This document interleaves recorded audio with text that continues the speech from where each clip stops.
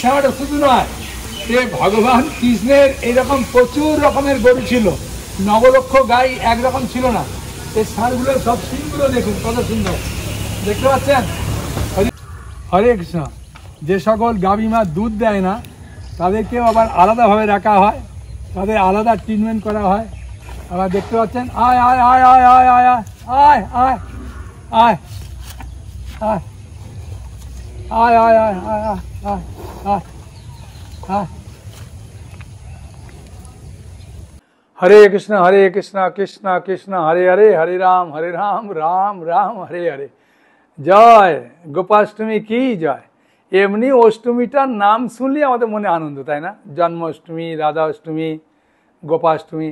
বাইরের লোক তো দুর্গা পূজার সময় ও অষ্টমীর তিথি শুনলেই উপবাস করে পূজা দেয়।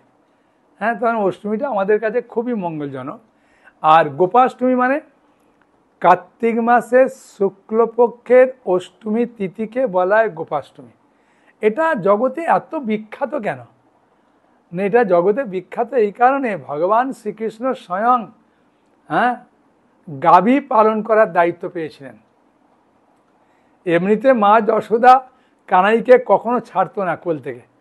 তারপরে একটু বড় হতে বাছুর চড়াবার দায়িত্ব দিল, কাছাকাছি একটুতেই কানাই বাবা খেতে আয় বলে ডাকতো।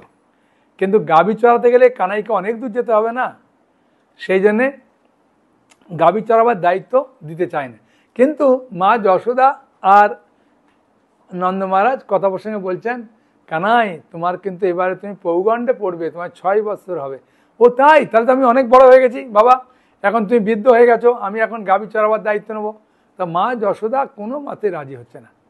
আর তার আগের দিন সখারা কানাইকে ঠাট্টা করে বলেছিল, কানাই তুমি যতই মনে করো গাভী চড়াবার দায়িত্ব নেব, কিন্তু তোমাকে কোনো মতে মা ছাড়বে না। তুমি মা যশোদার প্রাণধন, নয়নের মণি, তোমাকে ছাড়বেই না। তোমাকে যদি একটা অভিনয় করো তবে ছাড়বে। তাই বন্ধুরা কৃষ্ণকে বুদ্ধি দিল যে আগের দিনে মাকে বলবে, মা আমি কাল গাভী চড়াবার দায়িত্ব গ্রহণ করব।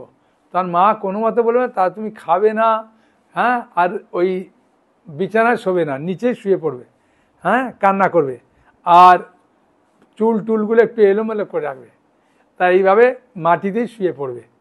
তা কানাই ঠিক বন্ধুদের কথা শুনে এরম করেছে। মা কোনো মতে খাওয়াতে পারেনি। নন্দ মহারাজ এসে বলছে, কী ব্যাপার কানাই এরমভাবে শুয়ে আছে কেন? বলছে কানাই কালকে গাভী চড়াবার দায়িত্ব নেবে বলছে। আমি বলেছি না, সেই জন্য কানাই খায়নি, এই কারণে। ওই ঠিক আছে বাবা, ওঠো ওঠো, গাভী চড়াবার দায়িত্ব দেবো, ওঠো। তা বলে কানাইকে তুলেছে, তুলে দেখছে রাস্তাঘাটে বৃন্দাবন না, কাঁকর কাঁটা গাছে ভর্তি। সেই জন্য চিন্তা করলেন পায়ের একটা মাপ নেব, জুতো নেব, পাদুকা করবো। তা কানাই বলছে আমার পাদুকা নয়, আর বলয়ের পাদুকা নয়, আমার নবলক্ষ গায়ের পাদুকা লাগবে। তার মা বোঝাচ্ছে ওদের খুর আছে, তাই ওদেরকে জুতো পরা দরকার নেই, না তাহলে আমি পরবো না। তাই কানাই সারা জীবন কোনো পাদুকা পায়ে দেয়নি, জানেন তো। আর মা বললেন তাহলে বাবা রোদ্দুর লাগবে, তাহলে ছাতা, বলে তাহলে নবলক্ষ ছাতা চাই। তা মা যশোদা আর নন্দ মহারাজ হেরিয়ে গেলেন, বলে ঠিক আছে কানাই যাও। তা এই গোপাষ্টমীর দিনে অনুষ্ঠান করছে খুব সুন্দর, সমস্ত গোপীরা এসেছে, খুব আনন্দে অনুষ্ঠান চলছে। গাভীদের পূজা করা হবে, তাদের খুব সুন্দর সুন্দর জিনিস খাওয়ানো হবে, সাজানো হবে গাভীকে, স্নান করিয়ে, মায়েরা যেসব গাভীদের বাচ্চা হয় তাদের সিঁদুর পরানো হবে, শঙ্খ বাজানো হবে, এরকম খুব সুন্দরভাবে গাভী পূজার আয়োজন হচ্ছে। আর রাধারানী গোপীরা এসেছে, এসে দেখছে গাভীরা তো যখনই সময় পায় ওরা পেশাব পায়খানা করে দেয়। তাই রাধারানী ওই সময়তে গোপীরা ওই সময় একটু চরণটা মানে কাপড়টা তুলেছে, চরণ দেখা গেছে। সেখানে গোপাষ্টমীর দিনে চরণ দেখানো হয়। আর ভগবান কৃষ্ণ কথা দিয়েছে, আমার গাভী হচ্ছে খুব প্রিয়, কেউ যদি গাভীদের সেবা করে তার আমি সমস্ত অভাব অনটন দূর করে দেবো, সমস্ত সমস্যার সমাধান করে দেবো। এমনকি প্রমাণও আছে, শাস্ত্রে এরকম অনেক প্রমাণ আছে। আমিও একটা জায়গায় পড়েছিলাম যে অনেকের অনেক কঠিন কঠিন ব্যাধি আছে। হায়দ্রাবাদে আমাদের গোশালায় প্রচুর বিকালের দিকে এসে লোকেরাই পিঠের উপরে হাত বুলায়, আর হাত বুলালে দেখবেন গাভীরা বা এরম একটু দেয়, ঝমক দেয়। তা ওটাতে নাকি হার্ট রোগ ভালো হয়ে যায়, ওই জন্য প্রচুর লোক আসে। আর গাভীদের খাওয়ালে সমস্ত মনোবাঞ্ছা পূর্ণ করে। কারো সন্তান পেটে বাচ্চা আছে, কারো মায়ের সন্তান ঠিকমতো প্রসব হওয়ার জন্যে, কারো সন্তান মারা যায়, কেউ রোগে ভোগে, হ্যাঁ, বিভিন্ন কারণে পিতামাতার কল্যাণের জন্যে, হ্যাঁ, আপনার গাভী মা সেবা করে। এই জগতে আপনি সত্যি করে বলতে কি আপনার ছেলে মেয়ে স্ত্রী সবাই চিটিং করতে পারে। স্বামী স্ত্রীকে চিটিং করে, স্ত্রী স্বামীকে চিটিং করে, ছেলে বাবাকে চিটিং করে, বাবা ছেলেকে, কিন্তু গাভী মা কোনো দিনের জন্য চিটিং করবে না। একটা ছোট্ট উদাহরণ দিই। একবার কোনো একটা জায়গায় আমি অনেক দিন আগে পড়েছিলাম, ওই জন্য ডিটেলস মনে নেই, মানে সৈন্যরা একটা গাভীকে ধরে জঙ্গলে নিয়ে গেছে, ওকে কেটে জঙ্গলের কাঠ দিয়ে পুড়িয়ে, হ্যাঁ, আর রান্না করে খাবে। সেখানে ওই একটা ছেলেকে দায়িত্ব দিয়েছিল একজন সৈনিককে। আর সেই সৈনিক গাভী মায়ের হঠাৎ চোখের দিকে দেখছে, চোখ দিয়ে জল পড়ছে, সেখানে ছেড়ে দিয়ে গাভী মা পালিয়ে গেছে। তখন বলে কি বলছে, আরে গাভীটা আমাকে গুঁতাতে যাচ্ছিল, তাড়া করেছে, আর দড়ি ছিঁড়ে কোথায় পালিয়ে গেছে, হ্যাঁ, বেঁধে রেখেছিল, পালিয়ে গেছে। তা আমি জানি না, হ্যাঁ, ছেড়ে দিয়েছে বলেনি। তখন বিচারে ওকে ফাঁসি দিল।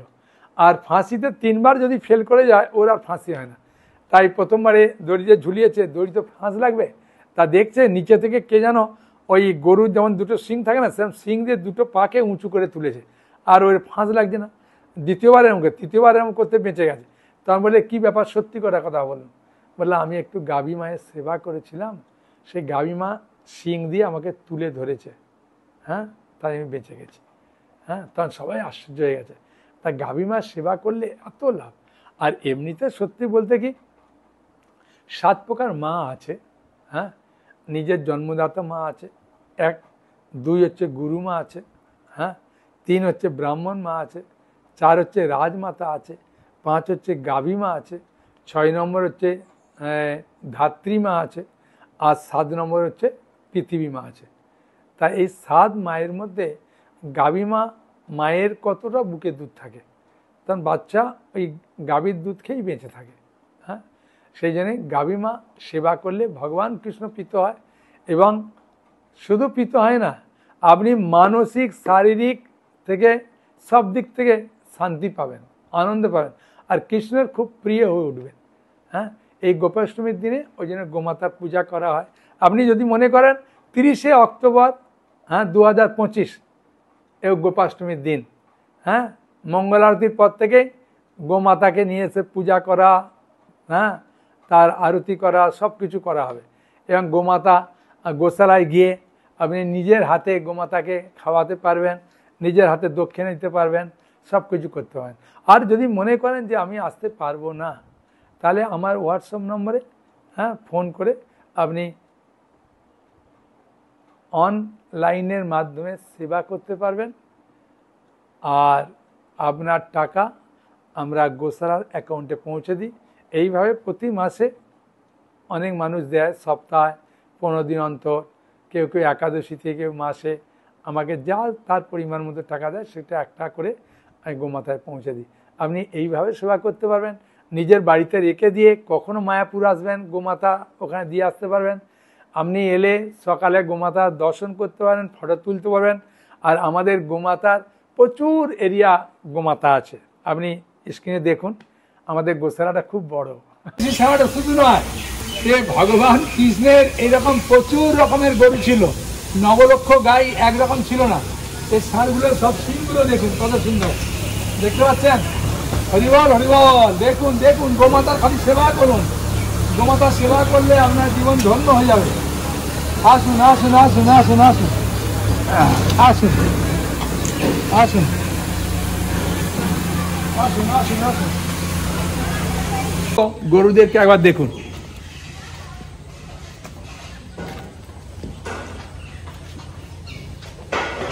এ তো শুধুমাত্র আপনি একটা গোশালায় দেখছেন।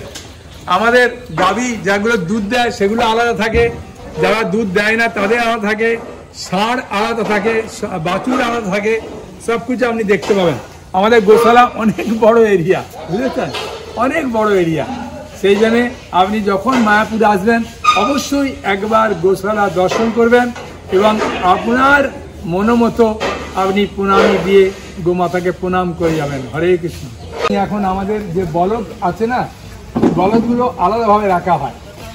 হ্যাঁ, আপনারা দর্শন করুন, খুব আনন্দ পাবেন। হরে কৃষ্ণ। হরে কৃষ্ণ। যে সকল গাভী মা দুধ দেয় না তাদেরকেও আবার আলাদাভাবে রাখা হয়, তাদের আলাদা ট্রিটমেন্ট করা হয়। আপনারা দেখতে পাচ্ছেন। আয় আয় আয় আয় আয় আয় আয় আয় আয় আয় আয় আয় আয় আয় আয় আয় আয়।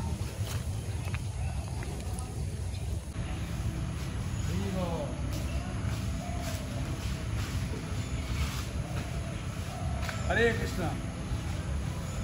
জয় গোমাতা কি জয়।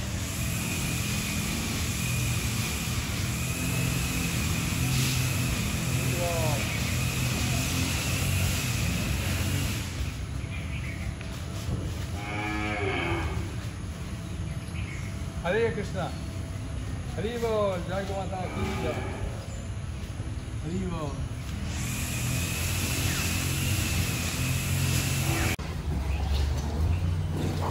হরে কৃষ্ণ। আমাদের ইস্কন মায়াপুর গোশালা অনেক গাভী আছে, তাদেরকে আমি নিজের হাতে খাওয়াতে পারবেন। আর সব থেকে বড় জিনিস কি, অনলাইনে আপনি এই সেবাটা করতে পারবেন। হ্যাঁ, গোমাতার প্রচুর মানুষ আসেন। দেখুন, খালি দেখুন দেখুন গোমাতা খাওয়ার জন্য কত আনন্দ পাচ্ছে। আপনি এই জগতে যা কিছু করবেন সবাই আপনাকে সঙ্গে চিটিং করতে পারে, কিন্তু গোমাতা কোনোদিন চিটিং করবে না।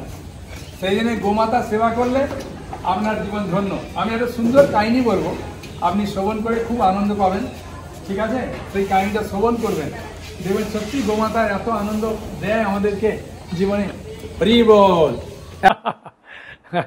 যে সকল গরু বাচ্চা দেয় না তাদের জন্য আলাদা, বাচ্চাদের জন্য আলাদা, যেগুলো দুধ দেয় আলাদা, ষাঁড় আলাদা, এরকম সব আলাদা আলাদাভাবে আছে। হ্যাঁ, আপনি দেখলেই বুঝতে পারবেন। হ্যাঁ, আমাদের গোশালা খুব বড়। আর গোমাতার মধ্যে একটা মা আছে, কামধেনু আছে, ওর বাচ্চা টাচ্চা হয় না, ও দুধ দিয়ে যায়। তা আমাদের এই গোশালাতে আপনার মতো বহু ব্যক্তি সেবা করেন। সেই জন্যে আমি চিন্তা করব যে আপনিও এই সেবায় অংশীদার হন, গোমাতার কৃপা লাভ করুন, ভগবান কৃষ্ণের লাভ করুন, আর গোপাষ্টমীর কৃপা লাভ করুন। হ্যাঁ, এই একটা কাহিনী আছে। আর একদিন এই গোপাষ্টমীর দিনে আর একটা লীলা হয়েছিল, খুব মধুর লীলা। ভগবান শ্রীকৃষ্ণ কোকিলা বনে আছে, জাবটের কাছাকাছি। আর জাবটে শ্রীমতী রাধারানী আছে।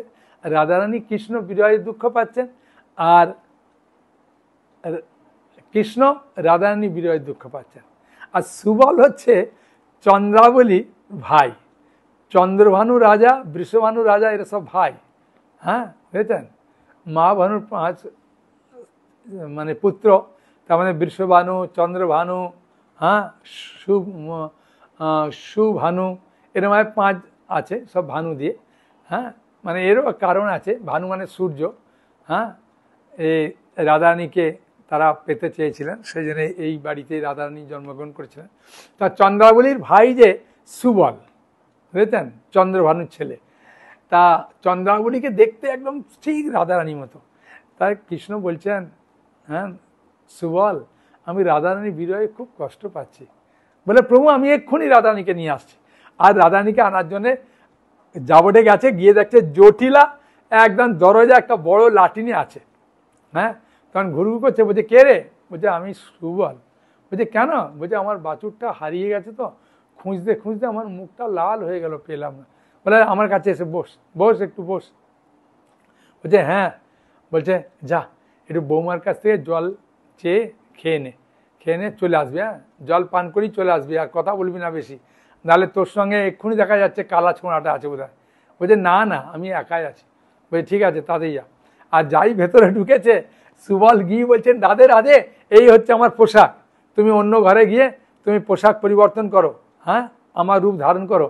আর আমি বলেছি বাছুরটা হারিয়ে গেছে, তোমাকে আমি একটা এখান থেকে বাছুর ধরে দিচ্ছি, বাছুরটা বুকে নিয়ে যাবে। যখন জিজ্ঞাসা করবে সুবল বাছুর পেয়েছিস, তুমি খালি হুঁ দেবে, আর দিয়ে এরকম বাছুরটা দেখিয়ে দিয়ে চলে যাবে, ঠিক আছে? হ্যাঁ, মাথায় ভালো করে পাগড়ি বেঁধে দিচ্ছি। তাই মাথায় পাগড়ি বেঁধে দিয়েছে। হ্যাঁ, আর বুক তো বাছুর আছে। হ্যাঁ, বুঝতে পারছে না। তা এইভাবে বেরিয়ে চলে গেলেন কৃষ্ণের কাছে। হ্যাঁ, আর সুবল ভেতরে আছে, রাধারানী পোশাক পরে একটা ঘোড়া নিয়ে যমুনার জল আনার ভান করে সুবলও বেরিয়ে গেল। তা এইভাবে এই লীলাটা মানে ওই প্রতি বছরই তো গোপাষ্টমী হয় না, এক বছর এরকম একটা লীলা হয়েছিল। তাই কৃষ্ণ রাধারানীর সঙ্গে মিলিত হয়েছিলেন এই লীলার মাধ্যমে। সেই জন্য রাধারানী, কৃষ্ণ, হ্যাঁ, সুবল, অন্যান্য গোপ গোপীরা সবাই খুব খুশি এই লীলাতে যারা অংশগ্রহণ করে। আপনি কিভাবে অংশগ্রহণ করবেন? গোমাতার সামান্য সেবা করে আপনি এই লীলাতে অংশগ্রহণ করতে পারেন। আপনার কাছাকাছি গোমাতা, আপনার বাড়িতে গোমাতা থাকলে সেবা করতে পারেন, কাছাকাছি থাকলে গোমাতার সেবা করতে পারেন। আর একটা কথা না বললে নয়, গৌরমণ্ডল ভূমি যেবা জানে চিন্তামণি, তার হয় ব্রজভূমে বাস। ব্রজভূমি মানে বৃন্দাবনে বাস। সেই জন্য গোমাতার সেবা, ইস্কন মায়াপুর গোশালা গোমাতার সেবা করলে আপনি মায়াপুরের মহাপুর কৃপা লাভ করছেন, বৃন্দাবনের শ্রীকৃষ্ণের কৃপা লাভ করতে পারবেন, হ্যাঁ, রাধারানী কৃপা লাভ করতে পারবেন এবং কৃষ্ণের অত্যন্ত প্রিয় হয়ে উঠবেন। আর গোমাতা আপনাকে দুহাত ভরে আশীর্বাদ করবেন আপনার মনোবাঞ্ছা হিসাবে, মনোকামনা পূরণার্থে, হ্যাঁ, এবং ভগবানের প্রীতি কামনার্থে আপনি এই সেবা অবশ্যই করবেন।